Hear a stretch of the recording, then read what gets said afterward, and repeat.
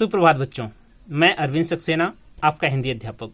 बच्चों, आज हम संचयन पाठ 1 से हरिहर काका पाठ का सारांश जानेंगे, जिसके लेखक मिथिलेश्वर जी हैं। पाठ में मिथिलेश्वर जी ने अपने गांव के ही एक व्यक्ति हरिहर काका के बारे में बताया हुआ है कि हरिहर काका किस तरीके से इस समाज के लोगों का कह सकते हैं सामना करते हैं।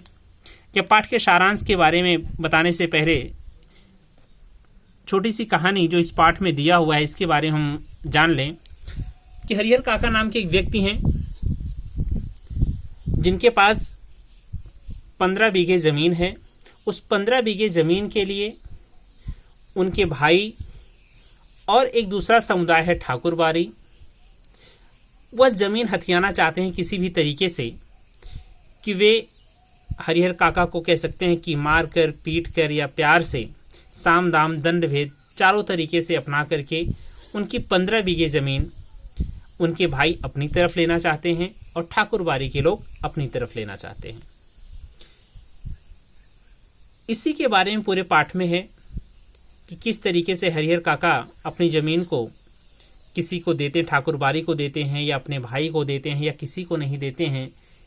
इन्हीं सारी घटनाओं का वर्णन इस पाठ में दिया गया है और अपनी जमीन को कैसे बचाते हैं। तो सबसे पहले ये जान लें कि यदि हम इस पाठ को एक फिल्म की तरह देखें तो पूरा पाठ फिल्म की तरह ही आधारित है, और इसको यदि हम फिल्म की तरह समझेंगे तो बहुत जल्दी यह पाठ समझ में आएगा हमें। तो आइए देखें। सबसे पहले पाठ की शुरुआत में लेखक जो है हरिहर काका के पास जाता है और हरिहर काका से कुछ बात करने का प्रयास करता है, परंतु हरिहर काका कुछ नहीं कहते हैं और वह लौट आता है। उनकी इस मनोस्थिति को देख करके लेखक बड़ा परेशान होता है और लेखक फिर कह सकते हैं कि अपनी पिछली यादों में चला जाता है कि हरिहर काका का लेखक के साथ संबंध कैसा था। तो प्रश्न भी पूछा जाता है कि हरिहर काका और लेखक के बीच में संबंध कैसा था। तो पहली बात, जो हरिहर काका थे लेखक के पड़ोसी थे, और जब वह लेखक बालक था तो उसे कंधे पर बिठा करके घुमाना या इस तरीके से बहुत ही प्यार दुलार किया करते थे हरिहर काका। और लेखक स्वयं बताता है कि ऐसा प्रतीत होता है कि पूरे गांव में मेरा जो अच्छा मित्र था वो हरिहर काका ही थे, और हरिहर काका भी ऐसा लगता था कि मुझे अपना मित्र बनाने के लिए इतने वर्षों तक का इंतजार उन्होंने किया। जबकि उम्र की बात करें, हरिहर काका की उम्र काफी है, लेखक अभी उनके सामने बालक ही है, उसको कंधे पर उन्होंने घुमाया हुआ है। लेकिन दोनों की मित्रता, लेखक और हरिहर काका की मित्रता बहुत ही घनिष्ठ हो गई थी। अब स्थिति ये बन जाती है, जब लेखक मिलने गया, अब हरिहर काका की मना स्थिति कुछ ऐसी थी कि वो नाव के बीच मझधार में फंसे हों, वह उबर नहीं पा रहे हैं, निकल नहीं पा रहे, कोई समस्या उनके सामने आ गई है।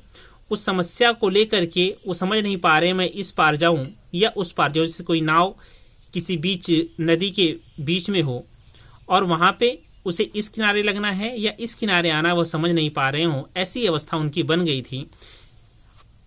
अब उन्होंने बताया कि हरिहर काका की कहानी आगे बढ़ाने से पहले हमें ठाकुरबाड़ी के बारे में जानना होगा कि ठाकुरबाड़ी क्या है।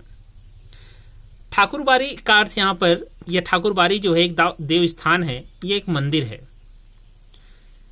मंदिर के बारे में उन्होंने बताया कि सबसे पहले एक संत आकर के वहां पर रहने लगे। एक गांव था लेखक का, वहां पर एक संत आकर के रहने लगे। धीरे धीरे वो मांग करके लोगों से भोजन, भिक्षा, अपना भोजन करते थे, और फिर ऐसे ही वहां पर लोग आने लगे, चढ़ावा चढ़ने लगा। संत आशीर्वाद देते लोगों को, तो लोगों का कुछ अगर भला हो जाता था तो आकर के मंदिर पर चढ़ावा चढ़ा देते थे। अब स्थिति ये बनती गई कि उन संत की मृत्यु के बाद और संत हुए वहां पर, और अब वहां पर जो एक सिर्फ कुटिया थी, आज वह मंदिर बन गया।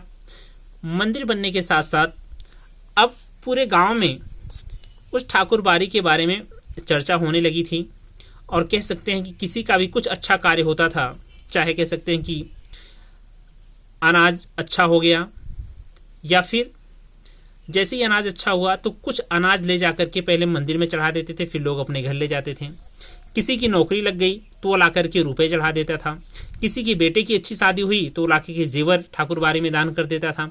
यहाँ तक कि लोग जमीन का टुकड़ा भी कह सकते हैं कि जिनके पास बहुत सारी जमीन है, 10, 12, 15 बीघे जमीन है, उनका कुछ अच्छा हो गया तो उसमें से 1 बीघा जमीन, कोई जमीन का कुछ टुकड़ा ठाकुर बारी के नाम कर देते थे।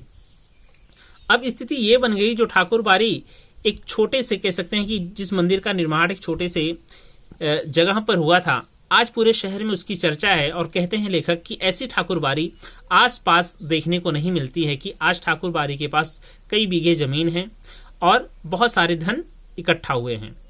और यहां तक उन्होंने बताया कि जब भी होली या दिवाली का माहौल होता था तो सबसे पहले होली ठाकुर बारी में खेली जाती थी, या सबसे पहले दीपावली के दीप कहाँ जलाए जाते? ठाकुर बारी में जलाए जाते थे। यहाँ तक कि खेत खलिहान से जो अनाज होता था उसमें पहले है अगौम। अगौम का अर्थ होता है कि थोड़ा सा अनाज, जो अनाज उनके पास हुआ है उसमें से कुछ अनाज ले आकर के सबसे पहले ठाकुर बारी में देते थे, इसके बाद वो अपने घर ले जाते थे।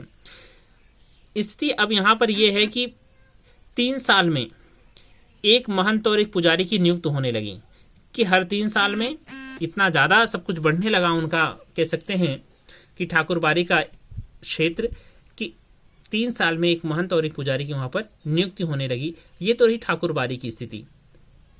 लेकिन लेखक जो थे उनको ठाकुर बारी बिल्कुल पसंद नहीं आती थी। बस वो जब भी जाते थे तो संत लोग हलवा पूड़ी खाते रहते और आराम से पड़े रहते थे, लोगों को उपदेश देना शुरू कर देते थे, ना कोई कार्य ना कुछ। इन सारी चीजों को देख करके लेखक बड़े ही दुखी होते थे और वहां से तुरंत चले आते थे। ये तो रही ठाकुर बारी की बात। अब दूसरा इसमें जो भाग है, हरिहर काका के परिवार की स्थिति, कि हरिहर काका के परिवार में उनके 4 भाई थे और सबकी शादी हो गई थी। हरिहर काका ने भी 2 शादियां की, परंतु वे पिता का सुख प्राप्त ना कर सके, अर्थात कह सकते हैं कि कोई पुत्र या पुत्री उन्हें उनके नहीं हुई, और उनकी दोनों पत्नियां भी बहुत जल्दी ही मृत्यु को प्राप्त हो गईं। तो इन सारी चीजों को देख करके बड़ी दयनीय स्थिति बन गई थी हरिहर काका की। अब ये 2 पक्ष हैं, एक ठाकुर बारी, दूसरा उनका परिवार या उनके भाई। पाठ में यही बताया गया है कि आजकल जो लोग हैं वो स्वार्थ सिद्धि में ज्यादा विश्वास करते हैं, रिश्तों में नहीं। कि लोगों जो रिश्ते भी बनाते हैं वो स्वार्थ के ऊपर आधारित होता है। अक्सर यह शहरों में देखा जाता है, परंतु इस गांव को लेकर के भी उन्होंने यह स्थिति प्रकट की है कि गांव में भी अब लोग ऐसे हो गए हैं जहां पर पहले रिश्तों की मानवीय मूल्यों से देखा जाता था, रिश्तों को एक अहमियत दी जाती थी, परंतु आज जो स्थिति है वह सिर्फ स्वार्थ के लिए रह गई है। अब बात करें कि हरिहर काका के चारों भाइयों को मिलाकर के उनके घर में 60 बीघे खेत थे। 60 बीघे खेत में से अगर हम चारों भाइयों को दें तो 15-15 बीघे पड़ते, तो 15 बीघे जो खेत थे वो था हरिहर काका के नाम। उनका संयुक्त परिवार था। अब स्थिति ये थी कि हरिहर काका की 15 बीघे की जमीन भी उनके तीनों भाई अपना उसमें खेत में अनाज लगाना, उस अनाज से जो भी चाहे अनाज उत्पन्न हो रहा है, धन कह सकते हैं, उसको बेचने के पश्चात जो धन उत्पन्न हो रहा है वो अपने पास ही रख लेते थे, उसके बदले उनको भोजन दिया करते थे। अब भोजन भी ऐसा होने लगा कि समय पर उन्हें खाना न मिलना। कभी कभी तो स्थिति ऐसी आ जाती थी कि हरिहर काका को समय पर खाना नहीं दिया जाता था, यदि खाना दिया भी जाता था तो वो रूखा सूखा भोजन दे दिया जाता था। ठीक है, यदि कभी वो बीमार पड़ जाए तो उन्हें कोई पानी देने वाला भी नहीं था। अंततः ये सारी चीजों को बार बार देखते देखते एक दिन हरिहर काका को बड़ा क्रोध आया और क्या किया उन्होंने, थाली ला करके जो भोजन दिया गया उनको, तो भोजन बिल्कुल अच्छा नहीं लगा, उन्होंने थाली फेंक दी और थाली फेंक करके चिल्लाने लगे, या कह सकते हैं गुस्से में कहने लगे कि तुम लोग मेरे ही पैसे से, या कह सकते हैं कि जो 15 बीघे खेत है उस पर मैंने अगर तुमको दे दिया है, उसी में से तुम्हें थोड़ा सा मुझे खाना खिलाना है, उसमें भी तुम लोग ठीक से खाना नहीं खिला सकते हो। यदि मैं किसी और को दे दूं तो बड़े मौज से मैं रह सकता हूं। ये बहुत सारी बातें उन्होंने कही, डांटना शुरू कर दिया। और तभी वहां पर पुजारी जी उपस्थित थे और पुजारी जी ने सारी बातें सुनी, और जैसे ही पुजारी जी ने सारी बातें सुनी तुरंत आकर के महंत जी को बताई कि भाई हरिहर काका के यहाँ ऐसी ऐसी स्थिति बन पड़ी है। अब महंत बिल्कुल देर ना करते हुए हरिहर काका के पास आए और हरिहर काका को ले गए ठाकुरबारी। ठाकुरबारी जाने के बाद उन्होंने धर्म कर्म के नाम पर बहुत बड़ा उपदेश दिया। साथ ही साथ उन्हें यह भी कहा कि यदि तुम यह 15 बीघे जमीन ठाकुरबारी के नाम कर दोगे तो तुम्हें बैकुंठ प्राप्त हो जाएगा, तुम्हारा लोक और परलोक दोनों सुखी हो जाएगा। इसलिए तुम यह जो जमीन है 15 बीघे ठाकुर बारी के नाम कर दो। ठीक है।